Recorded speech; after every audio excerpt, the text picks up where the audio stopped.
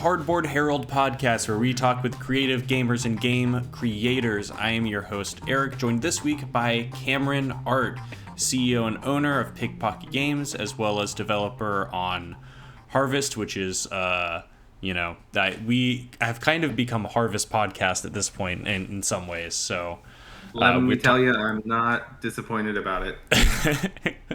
Well, welcome in. How are you doing today? I'm doing great. Thank you for having me. How are you doing?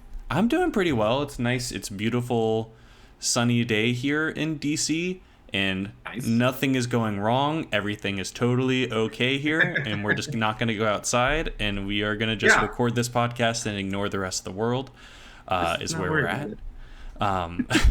But things are good here. We're going to start off with the question we start off every week, which is, what have you played this week?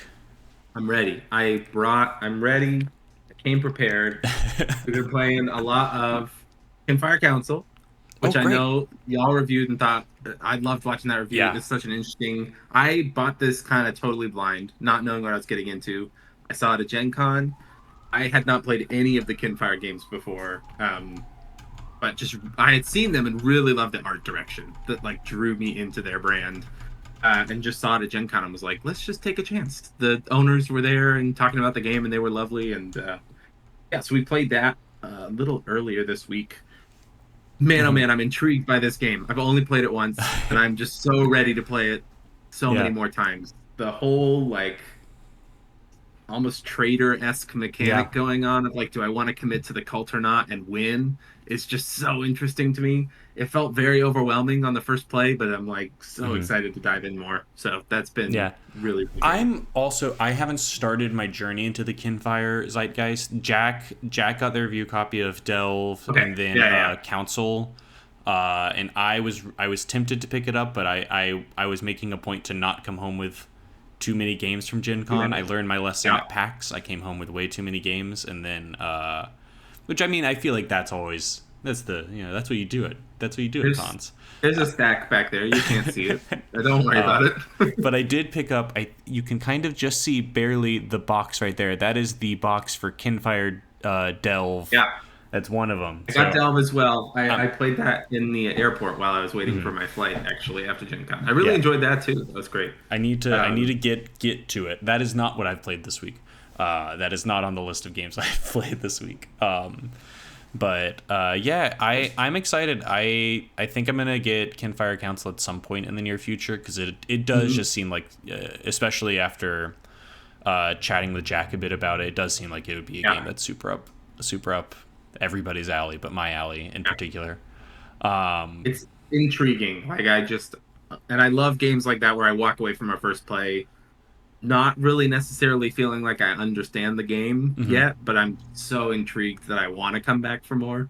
I don't get a lot of it. I don't know how I'm supposed to be playing this. I don't know where the points necessarily are, and how should I commit, or should I commit to this whole kind of rebelling option here. But I'm intrigued, and I love walking away from a game just I need to play that again. Because there's so much more there to discover that I barely scratched the surface of. So absolutely. Anything else you got played this week? I got that one, and then I've also been playing Pillars of Fate. Played that with my wife just recently. I played that this week as well. I want to hear your thoughts. I love this game so much. I love lane battlers in general. I've been trying to design a lane battler for the better part of 3 or 4 years, and I keep shelving it and coming back to it and shelving it and coming back to it. And this is one of those I love it and I hate it at the same time, because I'm just I don't think I'm gonna design one as good as this. I just don't think it's gonna happen. It's so I really good. enjoyed this. It's so clever. Good. It's such a clever kind of use of the veiled fate voting mechanism. It's just really, really clever and interesting, and very leans into play off the other player as much as you can, which I think is always fun. Think it does so many things in such smart ways. I think that having one card per lane face down is a surprisingly huge breath of fresh air for a lane battler. Especially for what they're going for, where it's it's meant to be you can't know exactly what your opponent is going to be trying to do in each you're very much you're trying to play off of the person just Chef's as much as you are playing off of the exactly. cards. Like Big chef's that kiss on and that one. you get three special cards and you got to use one per round. You Mm-hmm. have to use one per round is always like I love that too. Yeah. And there's like so much replayability in those. It's like Yeah. 30 of them in there, and you only use 6 in a game. Yeah. And they all are kind of game breaking in different Yeah. ways. Well, and also I pick one and pass the other two to your opponent. That's fantastic. So much fantastic in there. That's just like use. this is brilliant. Yeah. I'm also a very big fan of that game. I got to play that this week. I got to play some of the other two Ivy Studio small box games that they had at Gen Con. Yeah. Graft is great. Graft is just like a really it's like I don't even want to say it's like one layer past Sushi Go, but it's just like it's in the same realm of like, oh, this is just a really solid card drafting tableau builder. I think the fact that the push your luck works really well with the card drafting. That's fantastic. I mean, I'm all over card drafting. Yeah, so and Ivy Studio just the production value is so good. Like it's weird as somebody in the industry and a publisher to both like simultaneously love and hate another studio to just be like, you guys are just crushing things at a level that I aspire to, and it feels like you just keep crushing with every single one that you come out with. No stumbles so far. I have no notes on any game of theirs I've ever played. Like I'm just like, this is fantastic. Yeah, and the production is astounding, and the art direction is incredible. Like, they really know what they're doing. They got a great team. So speaking of neat production, another game that I got played this week is Marsh Hollow, which is a game coming to Kickstarter, self-published. But it has done something that I don't think I've seen another roll and write do, which is you like are placing Tetris-sized blocks trying to like put out fires. You play as a marshmallow family that's trying to stop a fire that's killing other marshmallows. Is the theme. Is it cutesy and fun, or is it like kind of dark? It's cutesy and fun. And fun. There's some like dark undertones where you're like, oh, that's clearly like a very cutesy theme pasted on. Oh, there are cultists that their goal is to burn all of us down. There are cultist marshmallows that are trying to burn the forest down. I'm intrigued just on theme alone. But the thing that I just was just like, I never thought how useful this would be. The cards that they have that are just like, oh, you're choosing between these two like Tetris shape style things are transparent. And you just so you can put them on your board and be like, oh, I can rotate it, flip in, see how it actually fits. Which is like before you then write. For people who are like for people who are not very like spatially gifted, it is a huge boon of like, oh, this is the ways that I can put this on the board. That's really clever actually. So I got that played, and it's cooperative, so you all as a group are like trying to put out the fires on your own board, but collectively trying to put out enough fire that the entire forest doesn't burn down. Really cool. I need to get it played a bit more. Really, really cool. That was my first play of it, but I think that it was... I just thought that was such a neat production trick that I just was like, oh, I am not really clever. Very spatially gifted, so it was a very big boost for me to be able to just go, cool, taking this, cool, this is how I want to put it. I love spatial puzzle games, and I know exactly what you're saying of like my brain just works that way, but it feels like spatial puzzle in particular is like your brain works that way or it doesn't, and there's no in between. Like I love spatial puzzle games, but there's a good chunk of people in my group that their brains just don't work that way. So they're just like uninterested in most of them because it's just it hurts more than it's fun for them to play those kinds of things. But something like that sounds really, really interesting. Of like, how do you make an element of spatial puzzle in a game more accessible? That's really clever. Yeah, so I'll check it out. Yeah, it has a few other things. I mean, it is like a cooperative roll and write, which I have also just been like, oh, that's a Yeah. fun little play on it. But I need to play it more before I have like a more like bigger grasp of it, because Sure. we played it. I played it with a person who had played it already, and we did great. And there are ways to up the difficulty. We were playing on like the easy mode, but it was very much a, oh, we crushed this. We had no problems whatsoever. So I want to try it out on some of the higher difficulties to see how it Yeah. plays. But yeah, those are like the two games I got played this week, or well, the Ivy Studio games and then Marsh Hollow. Yeah.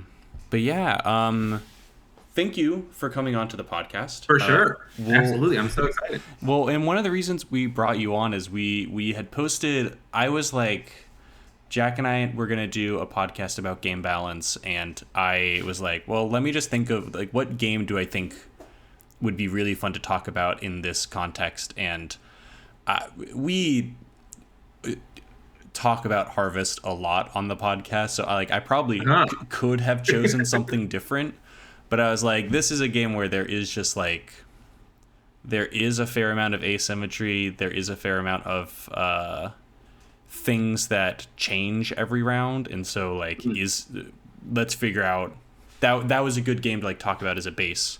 And Yeah. you left a comment on our post when we were saying like, hey, anybody have any questions, please comment on this, where you talked about how you and the devs team spent so much time playtesting and pulling the levers of asymmetry for Harvest. And I was like, oh, that's great, we have a subject matter expert in the comments. This is Yeah. amazing. It So doesn't matter on specifically one game, but yes. yes, I think with you know I think it's best for us to get the discussion of Harvest just on the table first, and then we can move Yeah. past it to talk about everything else. So would you mind talking about what the development of Harvest looked like? Yeah, absolutely. I'm always happy to talk about Harvest. I love that game so much. It is, of any game I've worked on, the game I have played the most after I finished working on it. Like, I still love playing that game. I just got my expansion in last week and have gotten it to the table already a couple times. Um, yeah, so I'm always excited to talk about Harvest because I love playing that game. Like, it's one of my favorite games I've worked on to still play now, which is not always the case for games. Like, you spend so much time working on them that, like, by the time it comes out, you can get to a place where it feels like you've had your fill of it at this point, because I've been playing it nonstop for 6 months, right? Yeah. Um, but so it's both that and also just I love the process of working on that game. So I used to work at Keymaster. I still occasionally help out with some things there. I was primarily serving as a developer for them. They had brought up Harvest from TMG, as you all know, had been out of print for a long time. They really, really loved kind of the core worker placement mechanics going on in there, a lot of the farming mechanics that were going on in there, and reached out to Trey. This was before I had even known that we were even considering it. They reached out to Trey, the designer, and were like, hey, you have the rights to this. We'd love to talk about kind of taking a fresh pass at this game and seeing what it would look like to kind of bring it up to what we think it could be for kind of today's standards. Yeah. So I think there were kind of two parts to that cycle. There was kind of a design phase of that cycle and a development phase of that cycle. I was not as involved in the design phase, which was largely Trey and one of the owners, CEO, creative director, does a lot of different things, juggles a lot of things, Maddox Schuler, working through like what would this look like? Where do we think we could improve this and kind of redesign a lot of the core systems? Not trying to change them per se, but kind of new takes on a lot of those systems and expand it out a little bit. I was a little bit involved in that. I kind of jumped into plays as that was happening to give feedback and just be like, I'm really liking where this is landing, or like, hey, maybe we're pulling too far away from the original here. Let's like pull back a little bit. But for the most part, I came in and helped out a lot more when we got to a phase where core systems were very locked in, and it was much more about how are we balancing. We knew we wanted asymmetric player powers. We knew we wanted kind of asymmetric income abilities and a lot of other stuff. There's a lot of different buildings in that game. There's a lot of action tiles that go into the farmer's market section that change from round to round, and it was like trying to find what is the baseline to build around for each of those different things. And then making sure there weren't ridiculous broken combos between each of the different things. So, like the two biggest pieces of asymmetry there were the characters and your farmhouse income, which you're getting every single round. So a lot of the playtesting was not just how do we try and make sure these characters are balanced against one another, but how do we make sure that there aren't any overly broken or overly weak combinations of character Yeah. plus farmhouse? Are there certain farmhouse incomes that are just naturally going to work better with certain characters to the extent that it would be unfair, Yeah, right? Like exactly. that would Because be I think dramatically worse. synergies are fun. Like it's fun when you're able to Yeah, like figure it out. But yeah. going too far is probably a good thing. Those, and I think those definitely exist within the Yeah. final version of the game. I think what we were trying to kind of lean more towards is there might be some farmhouse tiles that are not as good for a certain character, but that more of them are. So you're getting like the majority of those tiles are going to be good with your character. There might be a few that are less optimal, and that's where we kind of encourage a little bit of a draft at the start, where Yeah. we're saying you should try and draft your ideal combo. Um, so it was a lot of that, and it was a lot of trying to balance characters against one another. How do we make? I don't even know how many. Is there 8 in there? There's a lot that ended up in the final one. Characters that have really simple abilities that feel like they are pushing you maybe towards a certain strategy or in a certain direction, but also all feel very unique and also all feel relatively on par with one another. That's a lot. That's very, very hard to do that. And a lot of that was just as much as we could trying to get down to the numbers of it. What's the theoretical maximum of kind of bonus action value that each of these characters could get if you theoretically played it perfectly and nobody else was going to interfere with you? What's the theoretical most benefit you could get out of each of these? And then just a bunch of playtesting and just so many games of just gathering data and we were tracking points scored, number of buildings you built, how many times you went to the different areas on the board, how many times you harvested, what different crops you harvested. It was just like trying to gather as much data as possible. And then hopefully get to a point where we have enough data that we can start comparing the characters to each other.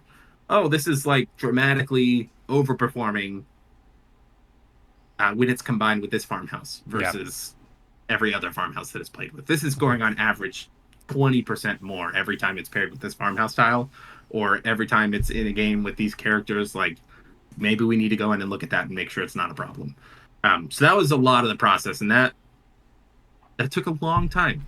As I mentioned, it was probably 3 to 6 months, somewhere in that range of play testing and refining weekly. Like Trey and I probably got in anywhere from 2 to 5 games at multiple different player counts every single week of that game.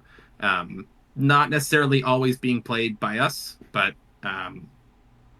a mix of playtesters and internal team members and different things like that. So, but it was a lot. Yeah, I loved it. It was great, and I'm really happy with where that game ended up.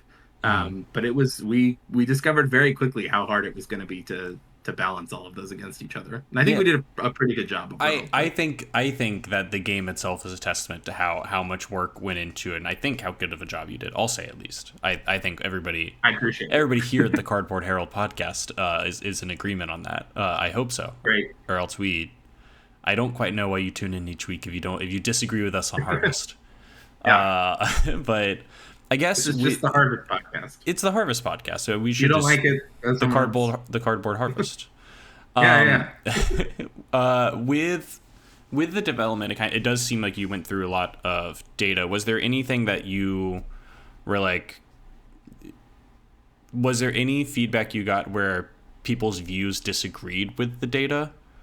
Like people had said, "Oh, this feels really powerful," but you're like, "I am looking at the 100%. Data, and that is not." And that still happens now. I'll say, like, there's a pretty active, almost competitive scene for this game on BGA right now. That has found new strategies and things that we didn't even find in the original playtesting of the game that are really interesting. I think even still now, I don't work at Keymaster anymore, Mm-hmm. so I'm not privy to the BGA data as much as I used to be. But even still now, there's people that are like really, really insistent that there are certain characters that are not good. Yeah. They're just like, this is unplayable. This is not even comparable to others. I vehemently disagree with them. Um, I think from the data that we have and that we've seen, and from the playtests that we have of just like we have seen the potential of how high you can get in Mm-hmm. scores with every single character, Yeah. and every single character can get really high scores, and they and continues to like BGA especially like those players continue to push the bounds of what we thought Was possible. could even be a theoretical maximum high score in a game. Um, We have to get machine learning in here to just try to get at the maximum possible score. We need to yeah, find it. yeah, We need to it's be. interesting. Yeah, there were oftentimes there were several characters that I think people felt were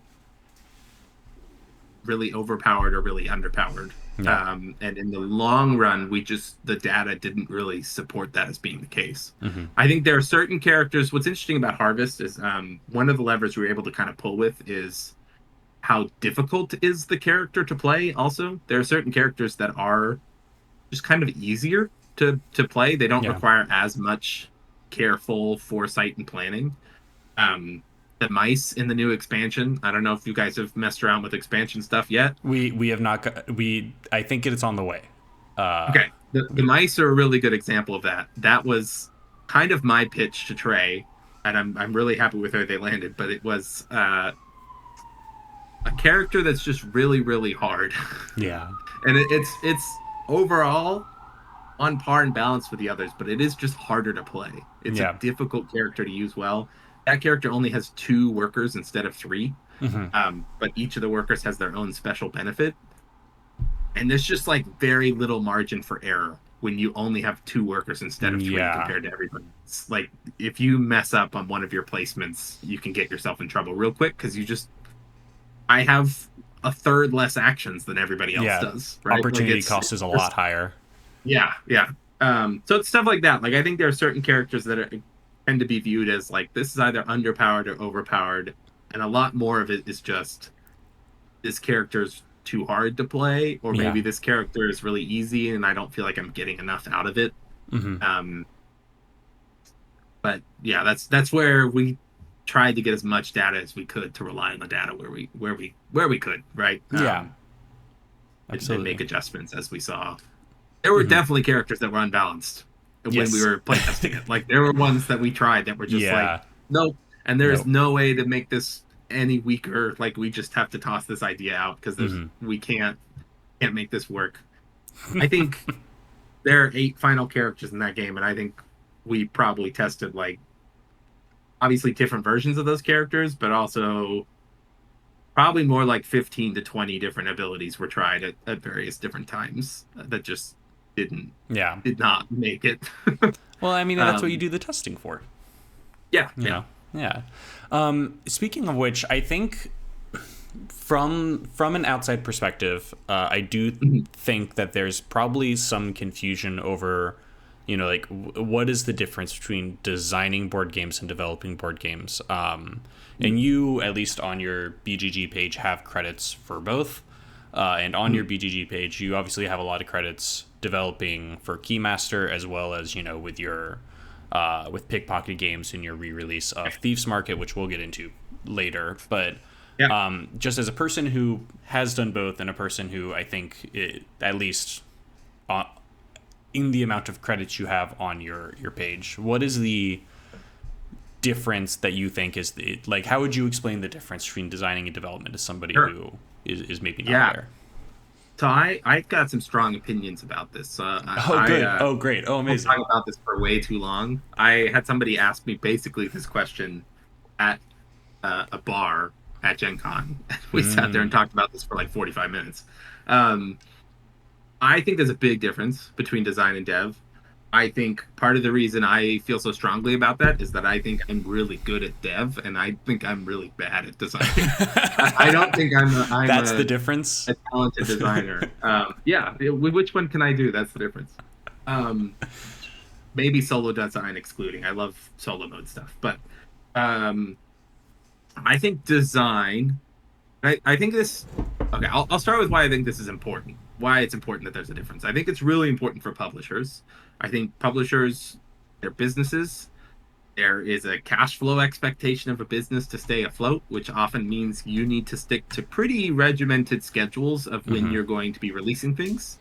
And when you're committing a budget and a period of time towards making a new product, you need to know how long it's going to take. And I think design takes a lot longer and is a lot more uncertain versus development, I think, can be a lot more regimented and strict. So I think that's one important piece. I'll get into why that is, but I think that's why it's so important that publishers understand and recognize the difference between the two. Yeah. Because if you sign something on and you're saying, hey, we've developed games this way and it takes us about 3 months, this will take us 3 months. But you really need to do design work on the thing and not development work on the thing. It's going to take a lot longer than that. So I think that's why it's important you know the difference. I think design is a lot more kind of what it sounds like. It's if you're doing any sort of building of new systems, beyond refining current systems that exist, you're kind of in design territory. Yeah. If like a lot of what I just talked about for Harvest, like none of that is really in the changing any core systems of the game. Like the worker placement and the board was all pretty locked in at that point. The way tend to harvest work, the way points work, how long the game was, like how buildings are structured, how clearing is structured, like all of that has been locked in for a while at that point. Yeah. We're not changing, oh, this character doesn't work with how building works, so we need to change the rules for building. Like we're not, that's design work. That's not development work. So it's a lot more what it sounds like. It's like if there are any kind of core systems of the game in terms of just like how you play, how you take a turn that aren't done, I think you're in design territory. I think if you could not publish the game as a final game, even if it's not perfect yet, you're not into development territory yet. Like Harvest, I think we could have not done asymmetric characters at all and given everybody the same farmhouse income of just like 2 coins and publish that game. And it would have been able to be published because the core game was done. Yeah. It was playable and it was fun. We're not changing any core systems there where this game isn't playable. And that's similar, like we can talk about Thief's Market. There's a similar thing there where we did some redesign work, but then pretty quickly got to a point where it was like, okay, everything is pretty locked in here. And really what we're working on is card balancing and making sure things feel like they're on par with one another and the costs are right. But otherwise, we could publish this game as is. We don't need to do development work on this. We could publish it as is, and it is a really polished, really good game. Maybe not really polished. It's a really good game. It is. I played the original release of it, and so I'm excited to see what the changes are for Pickpocket. So I think, in my mind, that's the big thing. I think when a publisher is going to sign a game, the question we ask, at least at Pickpocket, is, could we publish this as is? That's like the big thing that we're asking, and that's going to dictate, is the work that still needs to be done design work or development work? For the games we signed so far, Thief's Market and Lodge, which is our next game, I think Thief's Market was in a place where it was like, no, I mean, we could just republish this thing, but what we want to do with this is a lot more than where it's at. There's some core systems here that we need to redesign. We knew there was design work on that. That game took a lot longer to get done. Versus Lodge, we got out of the pitch meeting we had with that's designed by Peter McPherson, who did Tiny Towns. And we said, we could publish this now. Like, this is so good and polished. We being us and wanting to put our own touches on it, there's things that we think we could clean up. We could publish this as is. Like, that's how locked these core systems in this gameplay is. And so for us, it was like, okay, so that means we're in dev space here. We can have a pretty strict schedule about dev. Design is going to be, who knows how long that's going to take. I think that's the other thing. Is like design is a lot of exploration. Yeah. A lot more We're nebulous. doing a lot of like, what if we try this? What if we try this? What if we try this? Dev is pretty clear what you're trying to do. Yeah. Dev for us was we're trying to balance asymmetric characters and we're trying to balance asymmetric incomes. And we know roughly what we want the strength of those things to be. Mm-hmm. It's just testing and making sure stuff is working right. Yeah. Design would have been what parts of this game could we add asymmetry to? Mm-hmm. Yeah. Let's try adding asymmetry to this part of the board or this part, right? That's like really exploratory, and who knows how long it's going to take to find what you want to do there, right? Yeah. Like you're just throwing stuff at the wall and seeing what sticks. Yeah. Which is great. That's part of design. And like, I'm not saying companies shouldn't do that. Yeah. Design is great. People should be designing board games. Yeah. I think it's just important to know the difference of like design is going to be a lot more open-ended and exploratory. Yeah. Development should be very focused. Yeah, in theory. As a developer, like when you get a game and you find out like, oh, I'm doing development work on this game. Mm-hmm. What is your process like? That's a good question. It does vary a lot from game to game. Mm-hmm. Like I just mentioned, like I think it's important to have very clear goals for that development. Otherwise, I think you're in design territory. Yeah. So for me, it's mostly like what I'm playing through the game. Oftentimes, I'm playing it with the publisher or with people from the publishing team, and they're talking through where they think it needs polishing, and then I'm giving my perspective on here's where I see that it needs polishing. And that might be that, hey, this needs more design work. I don't think that you really want design work from me, and I'm not a designer, and this is not something you should pass off to me. Yeah. I have had games that I said no to working on because they didn't make sense I didn't think it made sense for me to work on them yet. I didn't think that they were at the state that they needed to be for me to really come in and do what I'm good at. So it's a lot of trying to take into account what is the publisher telling me? What do they think needs to be polished here? Where do they see kind of, just cleanup work that needs to be done? And where am I seeing it? I'm playing the game too. I've got my own perspective on what I think is working and not working here and what's fun and what's not fun. Mm-hmm. And trying to make sure I'm on the same page. If it's with a third, like a different publisher, right? It's not something I'm making. I'm not in charge of where this game's going to go. Yeah. I'm not the one paying for it. I'm trying to make sure at the outset that we are on the same page about what needs to be done. Because otherwise, I might do stuff that you weren't expecting or didn't want me to do. Yeah. Or you might want me to do something that I don't think needs to be done, right? So that's a big part of it. It's just trying to make sure I'm on the same page with the publisher on here's the work that really needs to be done on this. And then from there, I try and get into a pretty regimented kind of schedule with it. Usually, depending on what my availability is, I'm typically play testing it with external play testers, so like a Discord group or what have you, at like once a week at least. And then there's a kind of redev phase where we're looking at what we got out of those play tests. We're looking at player feedback, player submission forms, all that kind of stuff. Taking that into account, seeing what we observed that maybe the players didn't because they're busy playing, and making adjustments and making tweaks and saying, here's the goal of those. Here's what we're trying to solve. Let's see if we did it.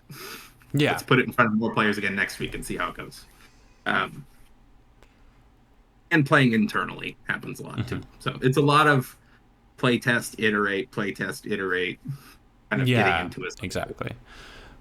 What do you, at what point do you go, what is the thing that clicks for you and you like basically put the final stamp of, okay, this is ready to go out the door? And I know that I feel like everybody I've talked to has been like, every time you put a game out, there is something you want to change after you it's always could have done more.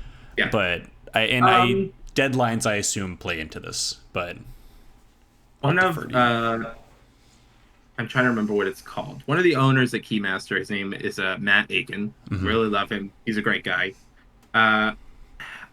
I'm trying to remember what it's called. It's something law that he always references, which is like a thing will take as long as you allocate the time for it. And that has stuck with me for a long time. It's like if we give ourselves 6 months to do this, it'll take us 6 months. If we give ourselves 3 months to do this, it'll take us 3 months. You know, within reasonable Yeah. expectation. I'm not gonna say, oh, I can finish this in 1 week and then it'll take a week suddenly. No. But like if you give yourself more time than you realistically need, you're gonna end up using all that time. So I think setting a schedule based on experience is helpful. Where it's like this is from what we're saying needs to be done and the workload that we need to be done and how often we're working on it. This is how long we think it should take. I think that's helpful. Um, and like part of the nature of turning games into business and turning games into dollars is sometimes the thing's not gonna be perfect, and that's just kind of how it goes. I know gamers might not like to hear that, but like publishers are on schedules and have budgets, and they can commit what they can commit before they got to get the thing out the door. Yeah, because they got people to pay, you know. So I think a schedule is a big part of it. It's saying like, here's the goals we're trying to fix. Let's get those goals fixed in X timeline. It's on me as the developer and the team or whatever team I'm working with to make sure that we have met those goals to the best of our abilities within those timelines. Yeah. And setting goals is a big part, though. Even if the thing doesn't feel perfect, which it never will, as many people will point out, if it feels like you accomplished the goals you set out to achieve with that development kind of sprint or process, and I think you can be pretty happy with putting it out the door. There's always going to be more you could have done. Yeah. It's inevitable. Always. You hope it does well enough that you can come back and do an expansion. Yep. I think that was Trey's hope as well when we chatted with him when he originally had pitched Harvest to TMG.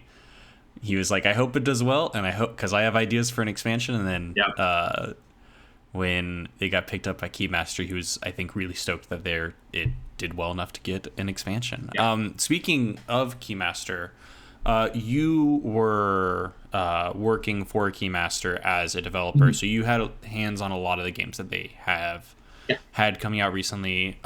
What is from your perspective, what is the difference between working internally for a brand versus being somebody who is like contracted by somebody else? It's a good question. I think it's really going to depend on the size of the brand and the company also.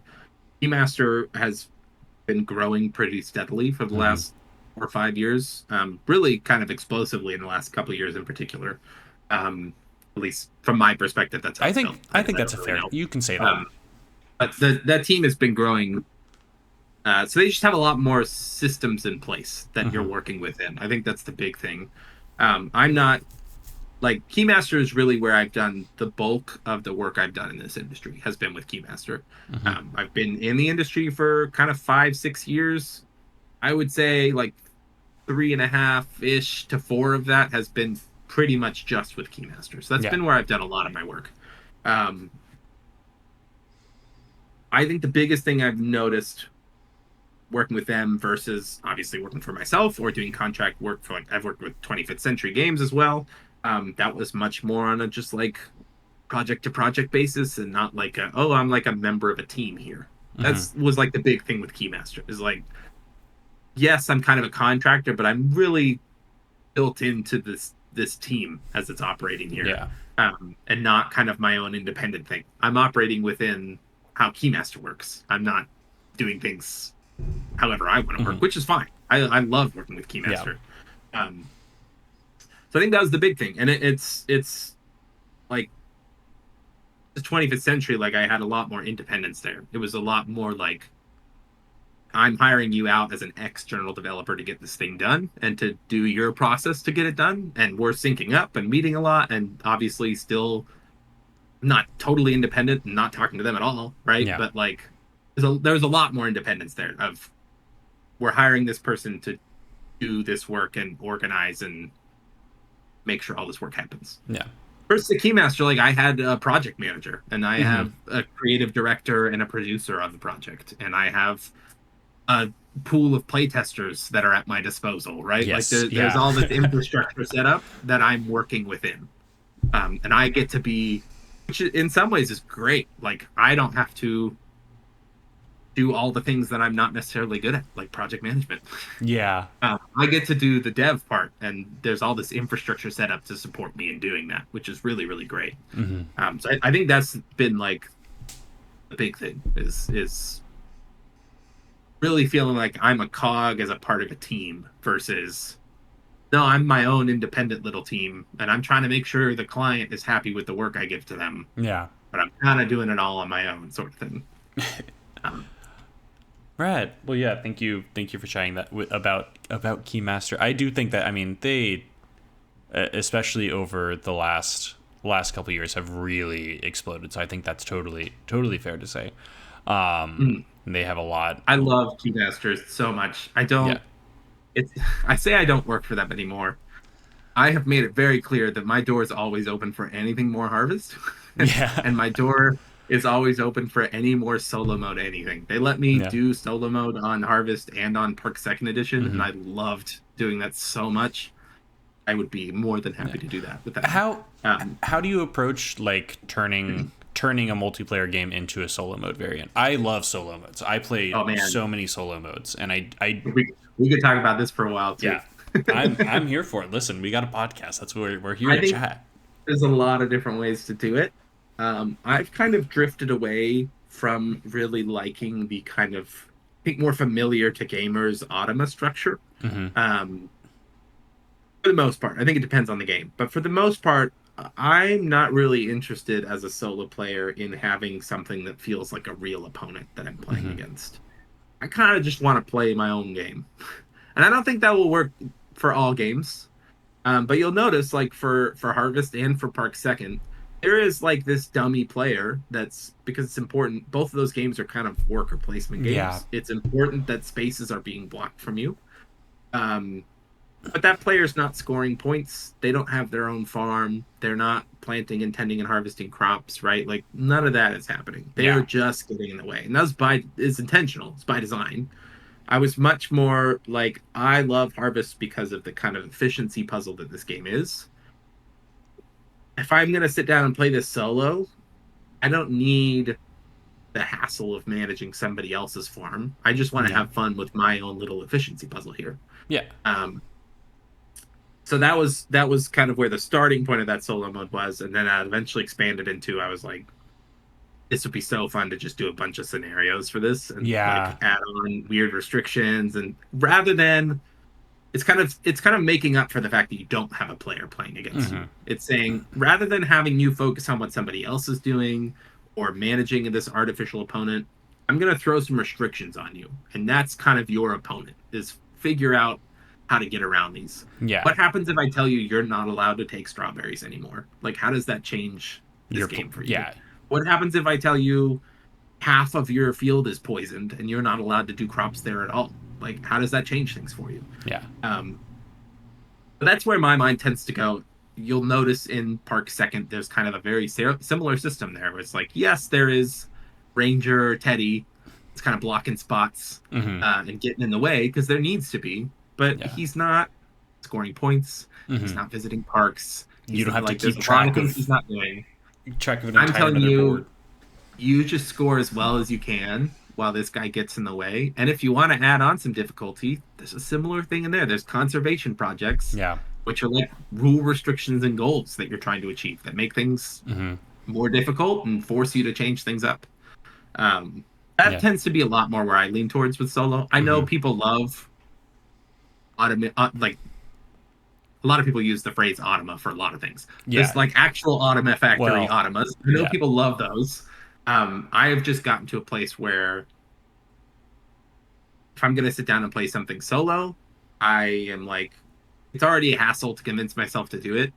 Those feel like an extra step of hassle that I just don't want to deal with. Yeah, I think it's kind of a lot to keep up with all of it and like manage an artificial opponent. Yeah. The extra upkeep is it adds a lot of work, and I think that's part of what scares some people away from solo modes. And I love the idea of just, we want to keep this game as kind of the same amount of upkeep you would have normally as possible. And the challenge is just get a higher score with these restrictions. One of the better solo things I've played recently is on BGA somebody released like Harmony's challenge mode, where it's Yeah. you start off with certain spirit animals and base animals, and that is and Harmony's already has, I think, a pretty solid solo mode where it's, you know, Yeah. still getting a lot of the same like tight decision making space that you would get if you're like trying to really run up your score. And I think just these are animals you have to get them in play. That is, if you don't get all three of these animals in play, That's you a very yeah. That's a very me kind of solo mode. Yeah. Like that's it sounds great to me. I love Yeah. that. I just like it being my own little puzzle. Just let Yeah. me play my game and try and solve this thing. Yeah. I tried at Keymaster. I don't know if I'm going to do any more solo modes for them. I hope so. Doors open. I tried to convince them that we called the Harvest one Gary, Yeah. which they really loved and they were really happy with how that My solo wife mode hates came Gary, out. by the way. Every Good. time That was the intention.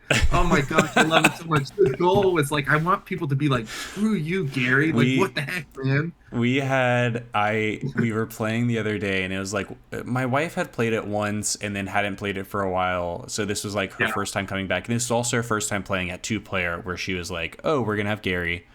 And like most of the time Gary had not been really involved, and like it's the last, she has 2 turns left and she needs to go to the store and then go do a farming action. Those are the 2 things she needs to do. And Gary just obliterates her plan out of nowhere. Gary. And she just was in disbelief for we had to take like a 2-minute break because my wife was just like, Classic. Gary, why would you do this to me, Gary? I mean, you'll notice, like, on that Kickstarter video, we had somebody do voice Gary, which was so fun. And we were like, we want him to be annoying. Like, he's well-intentioned but annoying. That's the goal. He's like trying to help, but he's really just getting in the way. Like that's his whole character.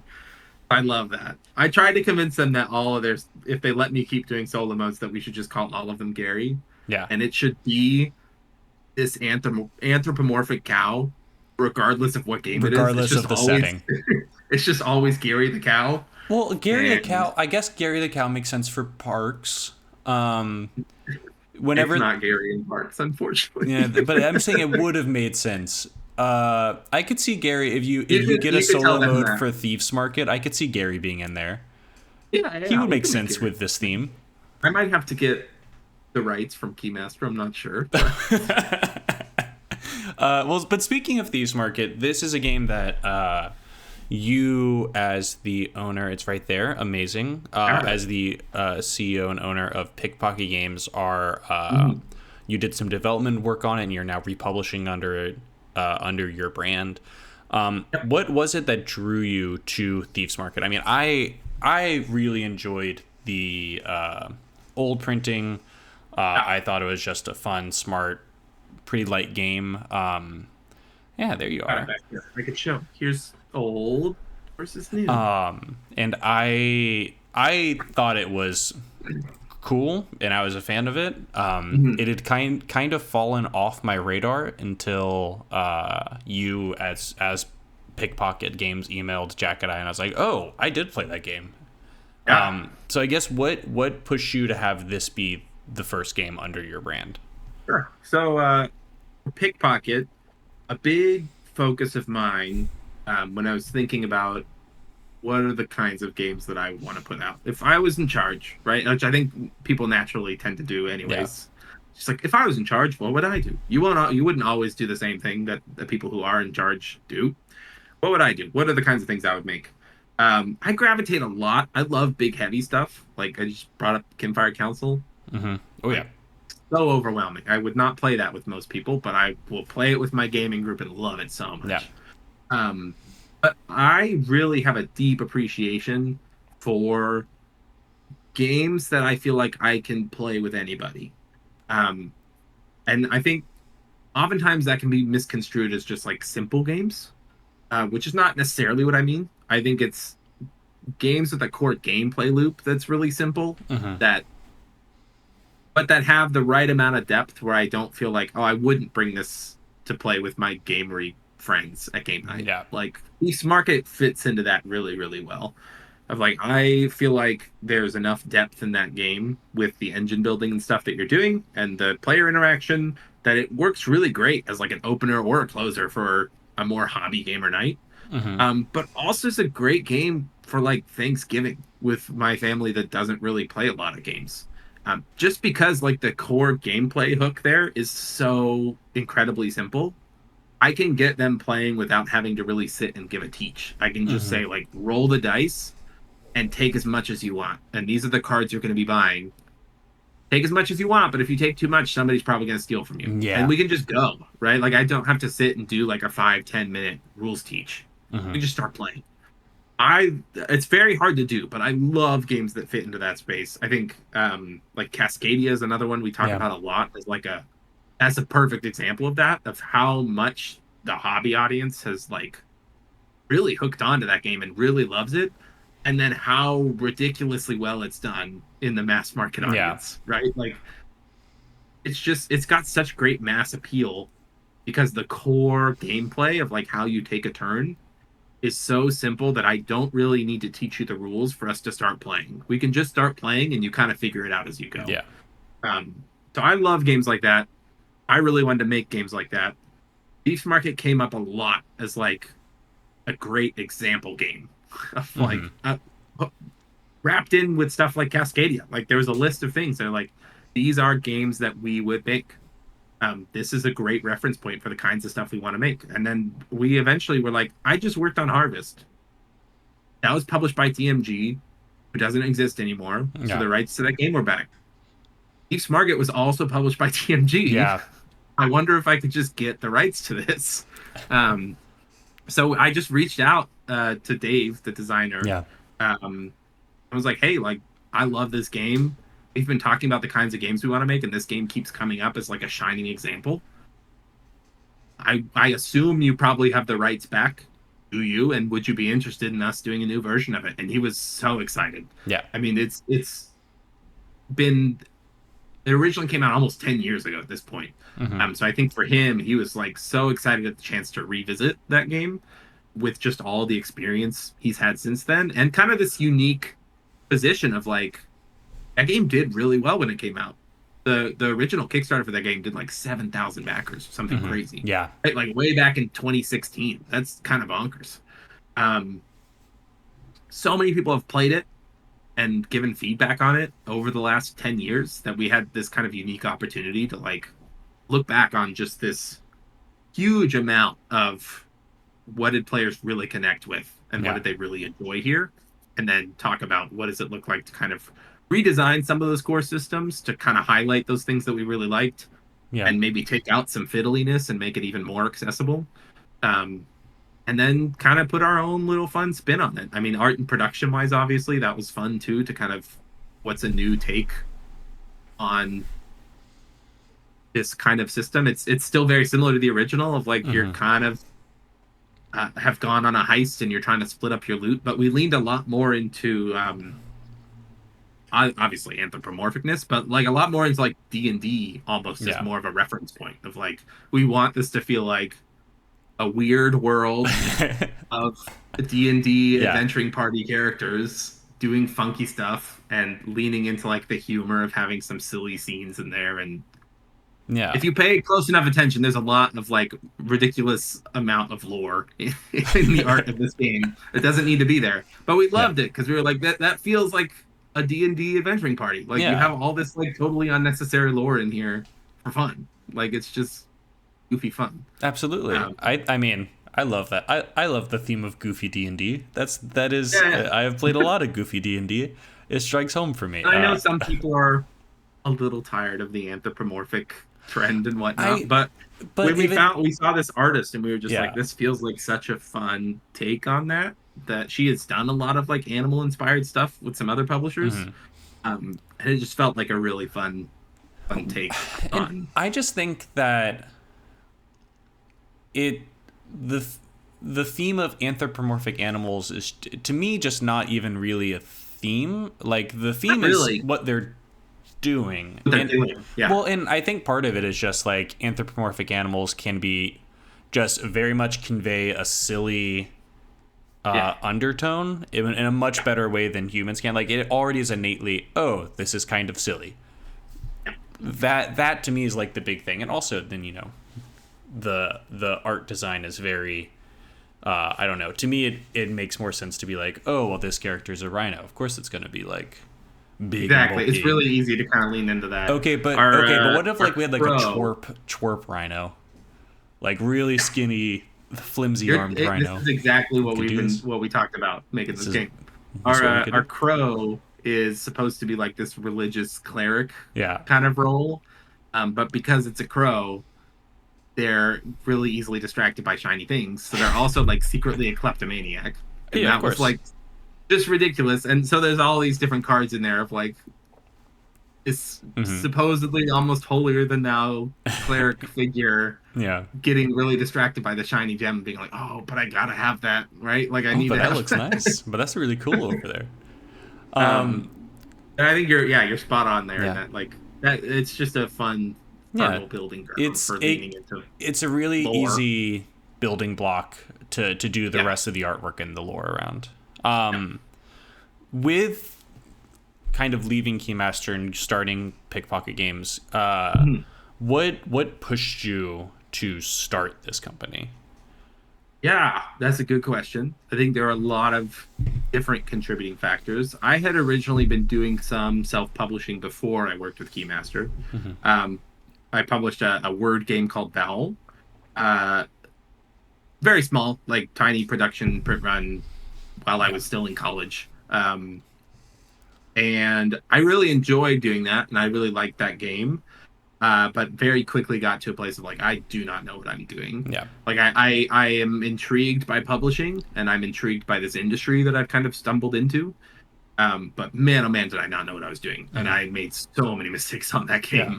game. Just on the business side of things, more than anything, on the logistical side, on like running a Kickstarter, just all these different things that you need to do, customer service, shipping, just so much. And I was like, I'm just out of my depth here. Like, I'm intrigued by this. I want to learn more about it, and I think I want to do it, but I'm so out of my depth. Like, I have no experience in this. Mm-hmm. Um, so I kind of just by happenstance, we moved out to Georgia. I went to college in New Mexico. Mm-hmm. My wife was getting her PhD at UGA here in Georgia, so we moved to Georgia, and I just happened to meet Maddox, Yeah. who was one of the owners of Keymaster, and they were like happening to be in a place where they were looking to grow the team, and they needed some help with a little bit of dev stuff, and they needed some help with some customer service stuff, and I was just like, I'm desperate at this point to have any kind of experience at all, right? Yeah. Like I know I want to be in this business in this industry, but I do not know what I'm doing at all, and these people do. Like Mm-hmm. just I don't care what role it is, I just want to come learn more, right? So the bulk of what I was doing at first was customer service stuff. Like I was doing a little bit of development work, Mm-hmm. but I was doing a lot of customer service, like community management stuff, because that was a really easy like thing to be trained in. Yeah. Um, and then just over time, like I think they saw the value in me as a developer a lot more than as a customer service person. So I shifted off of that. Yeah. I kind of ended up being much more in the developer design, solo designer kind of state for a while. But the desire to still kind of be running the show, Mm-hmm. um, mostly in a way of just like, again, I think there's always a you think about how would I do this if I was in charge of things. Um, I wanted to do that. I had tried to do it, but realized I didn't know what I was doing. Mm-hmm. But eventually got to a place where it's like I would feel a lot more confident about trying to do this now. Like I just have grown so much in the time I've spent here. I've learned a lot more about the industry and have a lot more connections in the industry than I mean I had none before, right? Yeah. Like um and it just felt like, man, I stopped trying to do the self-publishing thing because I very quickly was like, I don't have the skills for this. Mm-hmm. But now feel like I've gotten to the place where, oh, like, no, I really know a lot more about this industry now. I know a lot more how this works on the business side. Yeah. I have a lot more of the connections that are important when it comes to the business side and Mm-hmm. like the people that I can rely on and can help with things that I am not as good at. Um, it was that combined with just being in a place of like I love doing development work. but it felt like long term that's not really where I wanted to be. Mm-hmm. It was like just in development work. I want to be more on the big picture side of things when it Yeah. comes to. I want to guide development. I want to guide creative direction on projects. Um, but I also want to be guiding just the direction of a company, Mm-hmm. and making choices about what I think is best to grow and make the kinds of things we want to make. So, um, yeah, that was kind of it was a weird in that there wasn't necessarily like one big catalyst that led to it. It was kind of a Yeah. just over time thing. I got to a point where, like, man, I really want to be doing more than I am Yeah. right now, and I love Keymaster. I am like number one fan, will remain their number one fan. I will always praise them. I play Yeah. games with Maddox, one of the owners, every week. Yeah. Like, Amazing. like Yeah. Yeah. very Yeah. good friends with that team. I love that team so much. But it felt like there wasn't really the space for me to do that there. Right. Yeah. Like Totally. is already a fairly well established company at that point. Have people kind of in those roles doing those things. Mm-hmm. Not at any like negative on me. It's just like we don't really need that here, Yeah. right? Like Totally. we don't need Yeah. somebody to step into those roles here. So it was kind of a I think I'm ready to go try And and build the space for myself to do mm-hmm. that and And see where Pickpocket it Games goes. was born. Why? Pocket Games was born. What's the story behind the name Pickpocket Games? How did you end up there? Oh man, yep.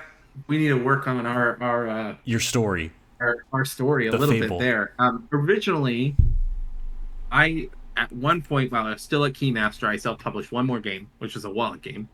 And I leaned into the branding of Pickpocket for that game because I was like, it rolls off the tongue nicely. I like Mm-hmm. the cadence of Pickpocket, and man, that works real well for somebody making wallet games, right? Like pocket-sized Yeah. games.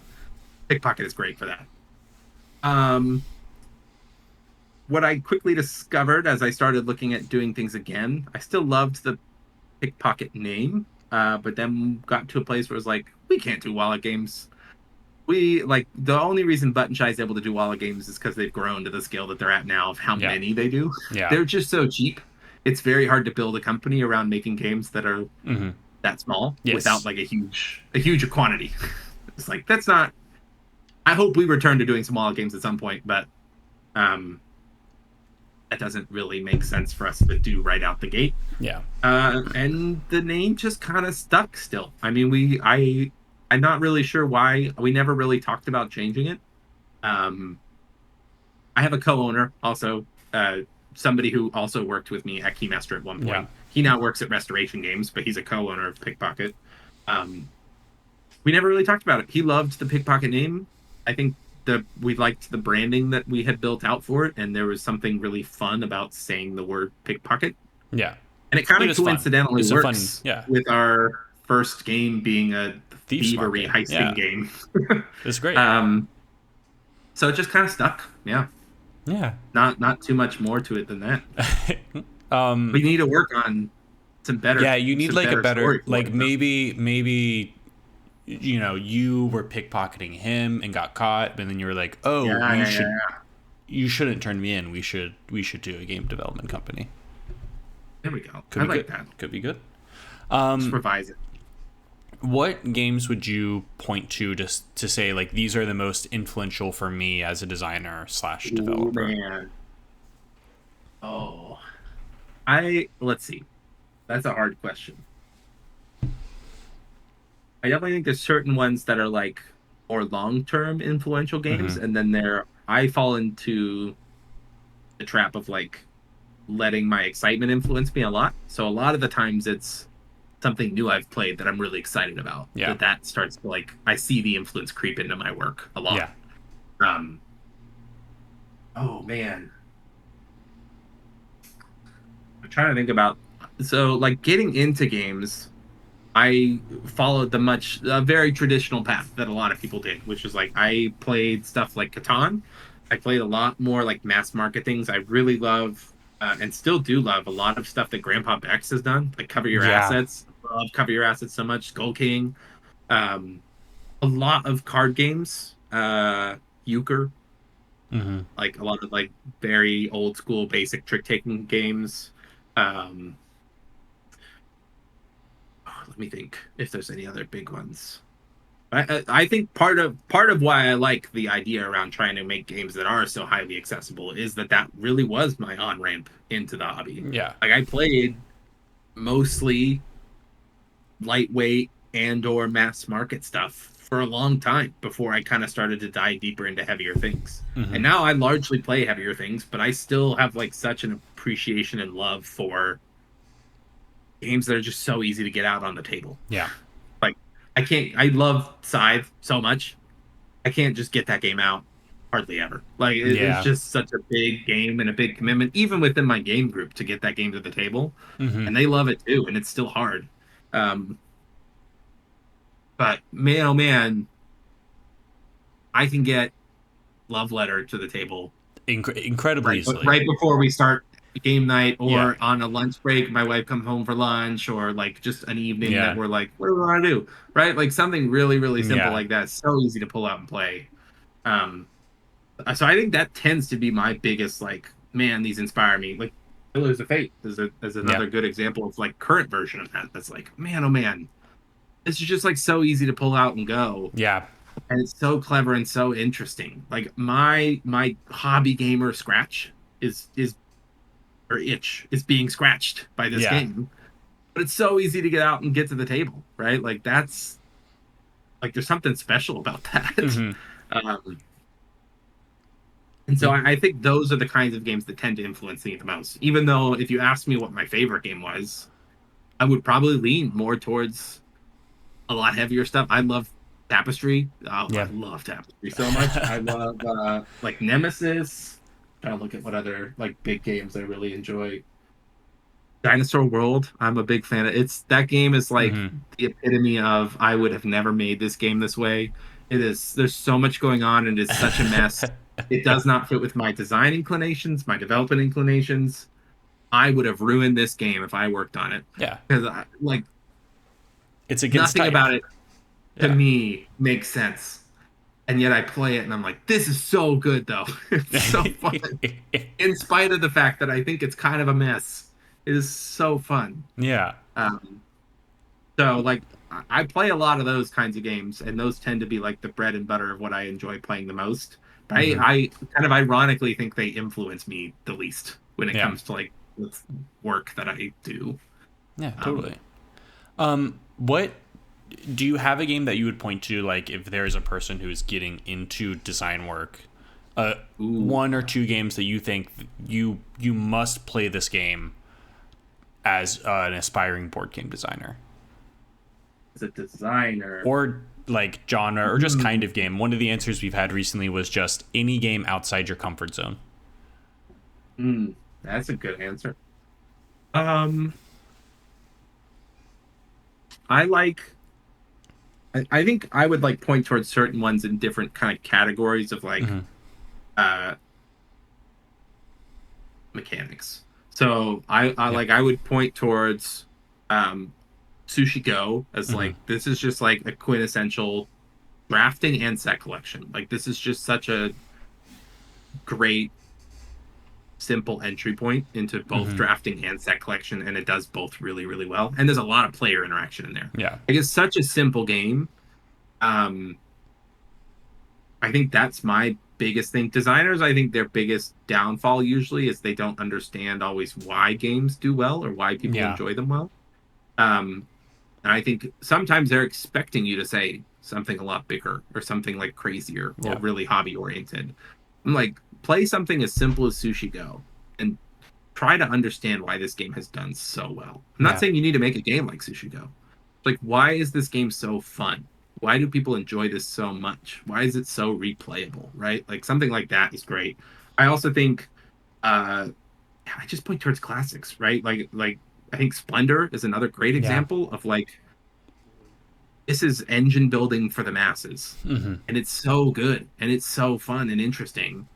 And there's a lot of interesting player choice space in that game for people who want to get really into it. Yeah. Um, despite not necessarily seeming like it may have that, it really does. Yeah. Um, I think if you're looking into the more hobby-ish space, I think Wingspan is another good example of like on paper I don't feel like that game should have done as well as it did. And I think Jamie would agree with that. He didn't expect it to, but it really has. And like, why? Yeah. Why is that? Why are people responding so well to this? Why is it so engaging and satisfying? Like, why does this work so well? Right? I think that's the big thing that I tend to point towards. It's just like, you can be really, really a talented, smart, clever designer, and be bad at making things that are fun. It's like, Yeah. that's the big piece that you got to figure out. It's like, for these games that have achieved like such widespread acclaim and success, like, why are people having so much fun playing this game?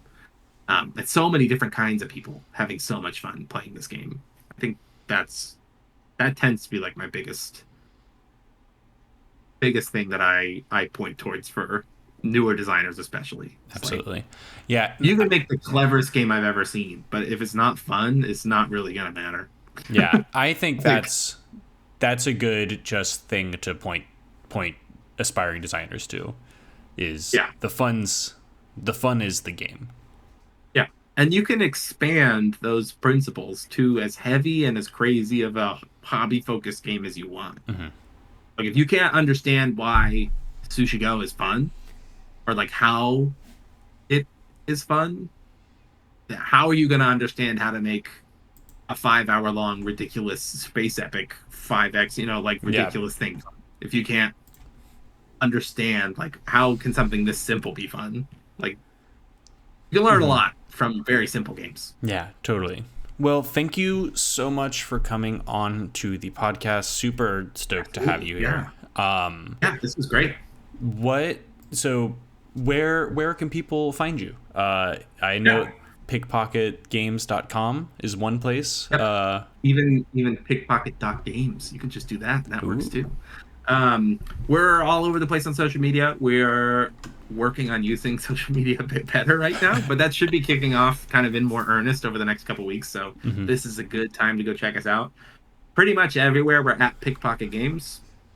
Some places we're at Pickpocket BG because of username restriction lengths. Yep. But should be able to find us pretty much everywhere. Thief's Market is available for pre-order now. Should be coming out in November, so getting here pretty soon.